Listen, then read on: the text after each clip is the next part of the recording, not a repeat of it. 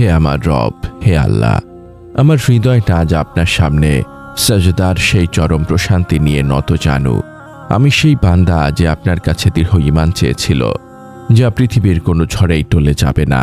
আমি সেই মুসাফির যার মন প্রায়শই বিদ্রোহ করে ওঠে, তবুও সে বিশ্বাস করে সবকিছুই আপনার ইচ্ছা।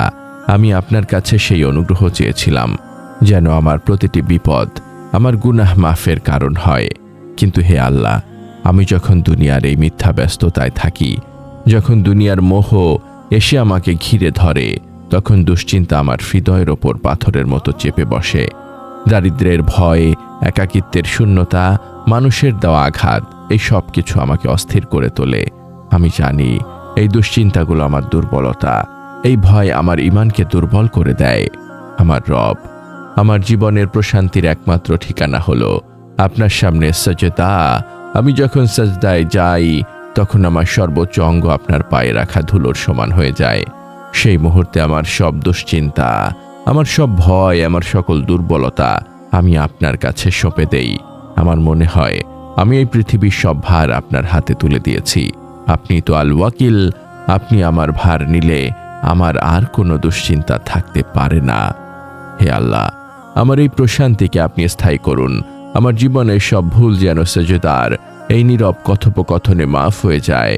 আমার জীবনের শেষ আমল পর্যন্ত যেন আমার প্রতিটি সাজদা আপনার সন্তুষ্টির কারণ হয়। আসসালামু আলাইকুম ওয়া রাহমাতুল্লাহি ওয়া বারাকাতুহু।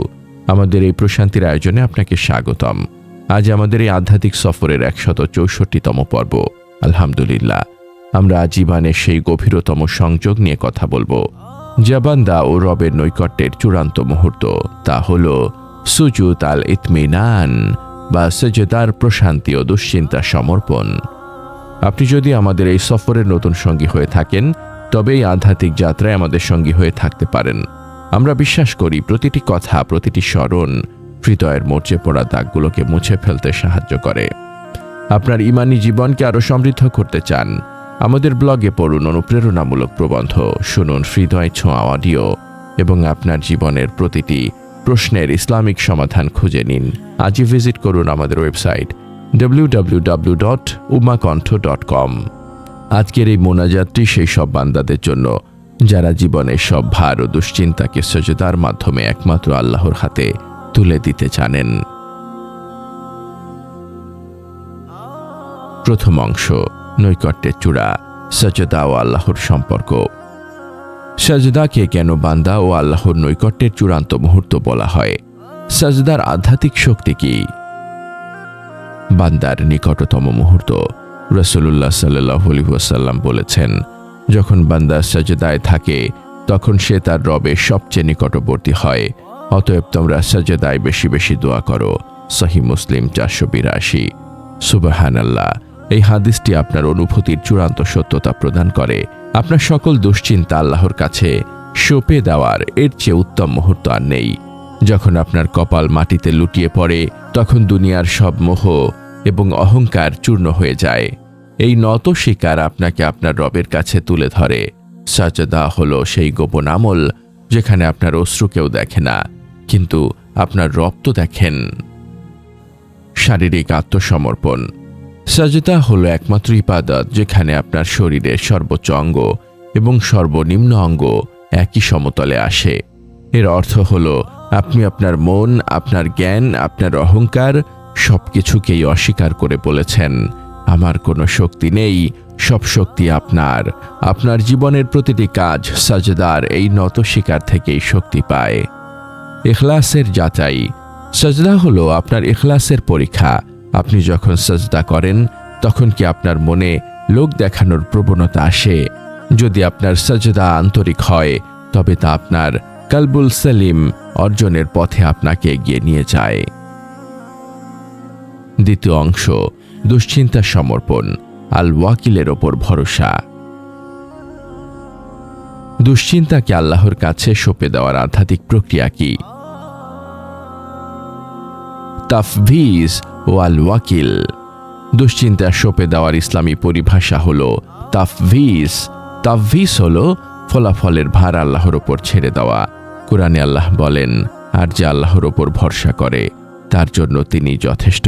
সূরা তালাক আয়াত ৩।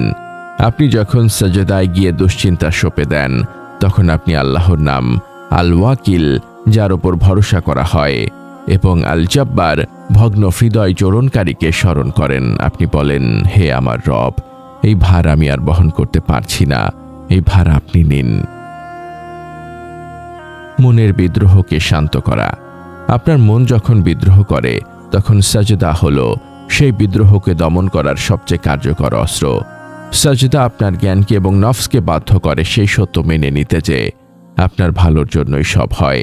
যখন আপনি সাজদায় থাকেন, তখন আপনার মন দুনিয়া থেকে বিচ্ছিন্ন হয়ে যায় এবং কেবল আল্লাহর সাথে কথোপকথনে লিপ্ত হয়। বিপদের নিয়ামতকে স্মরণ। সাজদার সময় আপনার জীবনের সব বিপদকে স্মরণ করুন, কিন্তু তা কষ্টের প্রতীক হিসেবে নয়, গুনাহ মাফের কারণ হিসেবে। যখন আপনি জানেন যে এই কষ্টগুলো আপনার পাপ মোচন করছে, তখন দুশ্চিন্তার বদলে হৃদয়ে এক ধরনের প্রশান্তি আসে। এই প্রশান্তি আপনার দৃঢ় ঈমানের ভিত্তি তৈরি করে। তৃতীয় অংশ, সাজদার ফল, স্থায়ী প্রশান্তি। নিয়মিত এবং আন্তরিক সাজদা মুমিনের জীবনে কি ধরনের স্থায়ী প্রশান্তি নিয়ে আসে? কালবুল সালিমের প্রতিরক্ষা। আন্তরিক সাজদা আপনার হৃদয়কে ঘৃণা, অহংকার এবং দুনিয়ার মোহের বিষ থেকে রক্ষা করে। একটি পরিষ্কার হৃদয় কেবল আল্লাহর নৈকট্য ও প্রশান্তি লাভ করতে পারে। সাজদার মাধ্যমে অর্জিত এই কালবুল সালিম আপনার ঈমানকে টলে যাওয়া থেকে রক্ষা করে। জীবনের প্রতিটি কাজে ইখলাস। আপনার জীবনের প্রতিটি কাজ শুরু করার আগে যে ইখলাস দরকার, সেই ইখলাস আসে সাজদার গভীরতা থেকে। যে বান্দা সাজদায় নিজেকে সঁপে দেয়, সে দুনিয়ার সব কাজেও নিজেকে আল্লাহর ইচ্ছার কাছে সঁপে দিতে প্রস্তুত। এই অভ্যাস আপনাকে দুনিয়ার গোলামি থেকে মুক্তি দেয়। শেষ আমল পর্যন্ত স্থিরতা। সাজদা হলো আপনার জীবনের শেষ আমল পর্যন্ত স্থির থাকার মহড়া। প্রতিটি সাজদা আপনাকে মনে করিয়ে দেয় আপনার প্রত্যাবর্তন আল্লাহর কাছে।